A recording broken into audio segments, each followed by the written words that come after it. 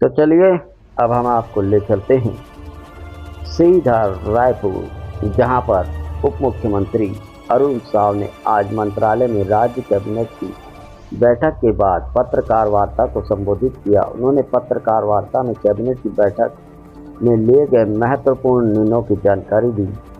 क्या कह रहे हैं छत्तीसगढ़ के उप मुख्यमंत्री अरुण साव पत्रकार वार्ता में?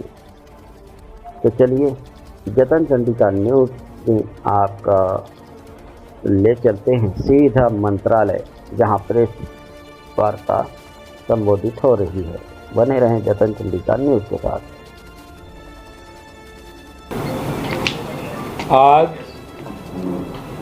राज्य कैबिनेट की बैठक मुख्यमंत्री विष्णुदेव साय जी की अध्यक्षता में संपन्न हुई, जिसमें अनेक महत्वपूर्ण निर्णय लिए गए।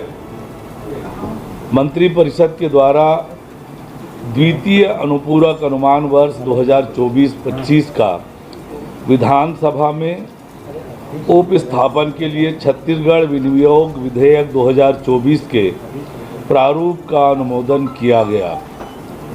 मंत्रिपरिषद ने प्रदेश में अनुसूचित जनजाति वर्ग के युवाओं के छत्तीसगढ़ पुलिस में भर्ती के लिए महत्वपूर्ण निर्णय लेते हुए उम्मीदवारों के लिए ऊंचाई और सीना के निर्धारित मापदंड में एक बार के लिए छूट प्रदान करने का निर्णय लिया गया, जिसके तहत छत्तीसगढ़ पुलिस में सूबेदार, उप निरीक्षक संवर्ग, प्लाटून कमांडर की सीधी भर्ती प्रक्रिया वर्ष 2024 में निर्धारित न्यूनतम ऊंचाई 163 सेंटीमीटर तथा सीना बिना फुलाए 78 सेंटीमीटर एवं फुलाने पर 83 सेंटीमीटर केवल अनुसूचित जनजाति वर्ग के पुरुष अभ्यर्थियों के लिए एक बार के लिए छूट देने का निर्णय लिया गया है।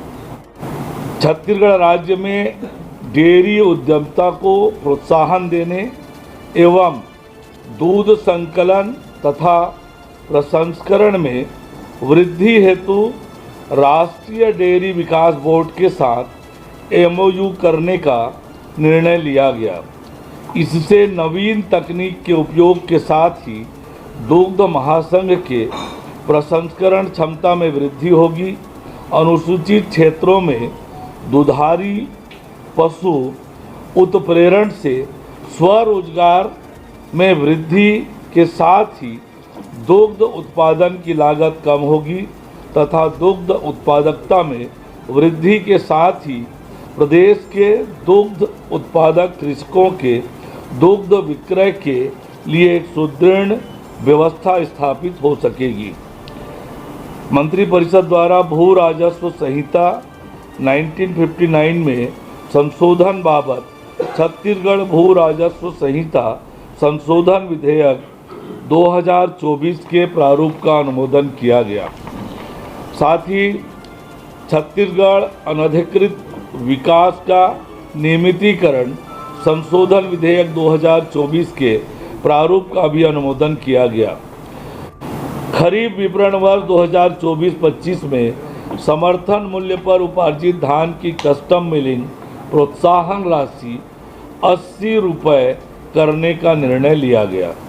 खरीफ विपणन वर्ष 23-24 में राइस मिलरों को लंबित प्रोत्साहन राशि की प्रथम किस्त प्रदान किए जाने का निर्णय लिया गया।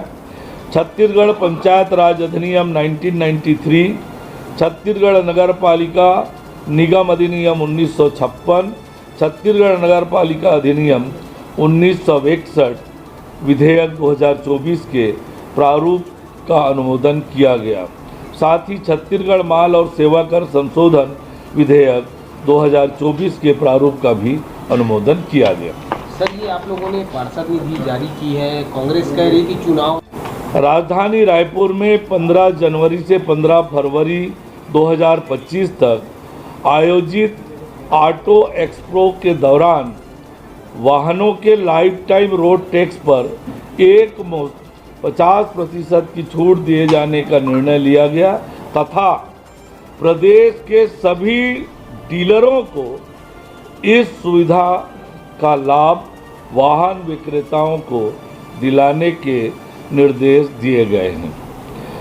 छत्तीसगढ़ में खेलों के सुदृढ़ वातावरण तैयार करने, खेल संस्कृति को बढ़ावा देने तथा राज्य के खिलाड़ियों के लिए सुदूर ग्रामीण अंचलों से लेकर जिला मुख्यालय में खेल हेतु आधारभूत संरचनाओं के निर्माण के लिए मंत्रिपरिषद की बैठक में क्रीड़ा प्रोत्साहन योजना के क्रियान्वयन के लिए कार्य योजना का अनुमोदन किया गया।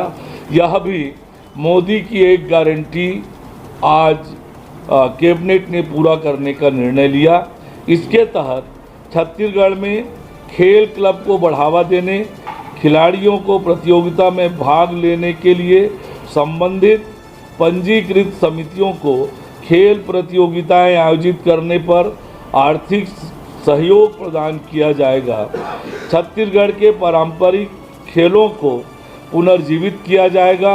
ओलंपिक खेलों को ग्रामीण और नगरीय क्षेत्रों में बढ़ावा देने के साथ ही राज्य के खिलाड़ियों को अंतर्राष्ट्रीय स्तर की प्रतियोगिता में भाग लेने पर उनको 100% यात्रा व्यय तथा खेल उपकरण की सुविधा देकर प्रोत्साहित किया जाएगा।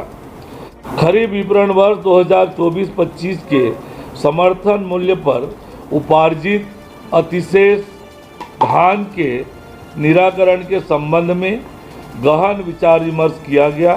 कैबिनेट ने खरीफ सीजन में उपार्जित 100% धान की कस्टम मिलिंग उसी खरीफ सीजन में पूरा कर जमा कराने तथा साल के अतिशेष धान का चावल केंद्रीय पूल के अंतर्गत भारतीय खाद्य निगम में सितंबर 2025 तक उपार्जित किए जाने के लिए लक्ष्य वृद्धि हेतु प्रस्ताव धान खरीदी समाप्त होते ही भारत सरकार को पुनः भेजे जाने के संबंध में चर्चा की गई तथा अधिशेष धान का निराकरण नीलामी से करने की अनुमति दी गई है।